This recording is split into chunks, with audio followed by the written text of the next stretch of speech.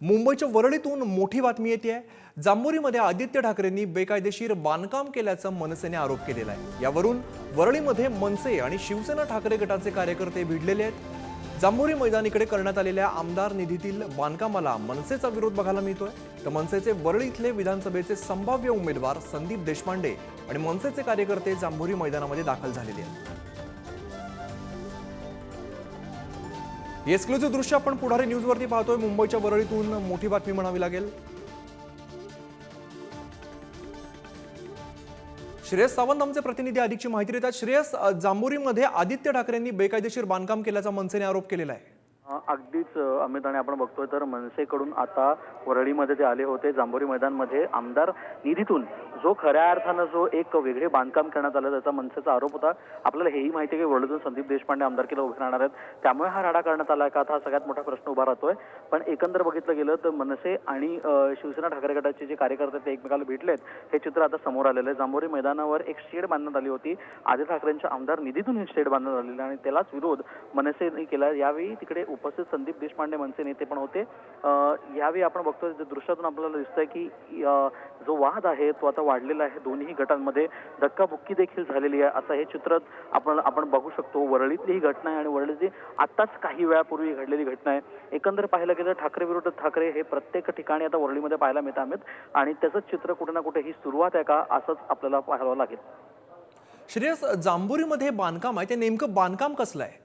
वर आपण बघतो तर आमदार निधीतून एक शेड बांधण्यात आली जिकडे लोक येऊन बसू शकतात, पेपर वाचू शकतात, यासाठी ते बांधकाम करण्यात आलंय। ज्याचे दृश्य पण आपल्याकडे आहेत, पण ते बांधकाम आमदार निधीतून का केलं गेलं असा प्रश्न खऱ्या अर्थानं मनसेचे लोक उपस्थित करताना दिसत आहेत आणि त्यालाच विरोधी मंडळी करत होती। पण हे बांधकाम मागच्या अनेक दिवसांपासून तिथं आहे, म्हणजे अनेक महिन्यांपासून हे बांधकाम करण्यात आलं होतं। त्याची बांधकाम आता काही दिवसात पूर्ण देखील होणार होतं असं देखील मिळालेल्या माहितीनुसार आपल्याला कळतंय।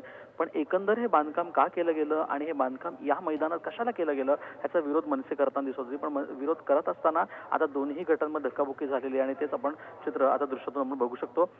मनसेचे जे कार्यकर्ते ते आता मनसेचे कार्यकर्ते वरळीत आहेत आणि शिवसेनेचे ठाकरे गटाचे कार्यकर्ते ते एकत्र आता भिडलेले आहेत। श्रेयस, मनसेचे वरळीकडे विधानसभेची आता निवडणूक तोंडावरती आहे। संभाव्य उमेदवार संदीप देशपांडे असल्याचं तुला सांगितलं जातं, त्यामुळे राजकीय कांगोरे सुद्धा यामध्ये दिसत आहेत का? आपण बघतोय तर मागच्या 2 दिवसापूर्वी सुद्धा जेव्हा राज ठाकरेंचा पुणा दौरा होता तर पुणा दौऱ्याच्या अगोदर राज ठाकरे यांनी सगळ्या वरळीच्या अनेक लोकांना भेटीगाठी घेतल्या, त्यांच्याशी संवाद साधला। कुठे ना कुठे वरळीकडे आता राज ठाकरेंचं संपूर्ण लक्ष आहे आणि त्या कारणाने कुठे ना कुठे हे होताना दिसतंय का आपल्याला। एकंदर पाहायला गेलं तर संदीप देशपांडे इथून आमदारकी लढतील असं चिन्ह आता दिसून येत आहेत, पण तरीही अजूनपर्यंत कुठलीही घोषणा याबाबतीत झालेली नाही। पण एकंदर पाहायला गेलं तर अजून एक गोष्ट एवढीच आहे की ठाकरे विरुद्ध ठाकरे हेच वरळीत होणार होतं आणि तेच वरळीत होताना दिसतंय। त्याचंच कुठे ना कुठेतरी पहिलं पाऊल हे आहे का असं आता सगळ्यात मोठा प्रश्न आम्ही उभा राहतो।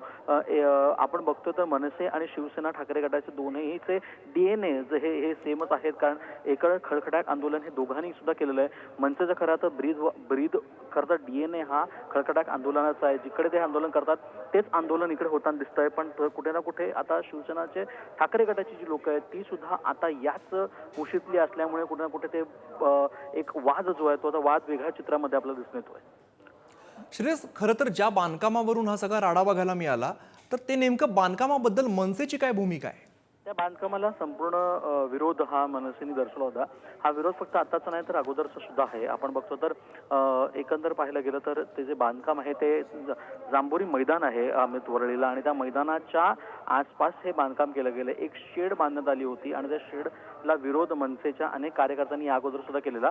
आज तो विरोध तिकडे वरळीत जाऊन केल्यामुळे कुठे ना कुठे हा एक वाद आहे त्याला वेगळं चित्र पाहायला मिळालं। पण जरी आपण पाहिलं असेल तरी एका शेडला विरोध होताना दिसतो। आता ते का होताना दिसतं ते सगळे चित्र मनसे नेते आता स्पष्ट करतील, पण एकंदर पाहायला गेलं तर हा विरोध मनसेचा आहे आणि ठाकरे गटाचा आहे हे चित्र समोर येताना दिसतं। श्रेयस, एकंदर हा जो काही राडा बघायला मिळतोय, हे जे कार्यकर्ते एकमेकांची भेटलेली दिसत आहेत, साधारण किती संख्या आहे कार्यकर्त्यांची?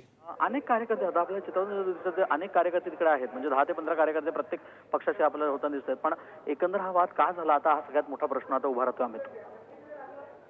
श्रेयस, जांभोरी मैदानीकडे बांधकाम असल्याचं सांगितलं जात आहे, ते नेमकं बांधकाम कुठलं आहे? खरं तर बघितलं गेलं तर आपण मैदान जो आहे तर मैदानाच्या आसपासचं हे बांधकाम आहे. जांभोरी मैदान हे खरं तर जांभोरी मैदानाला वेगळा इतिहास देखील आहे. जांभोरी मैदान हे प्रशस्त आहे आणि त्या मैदानात कुठे आसपास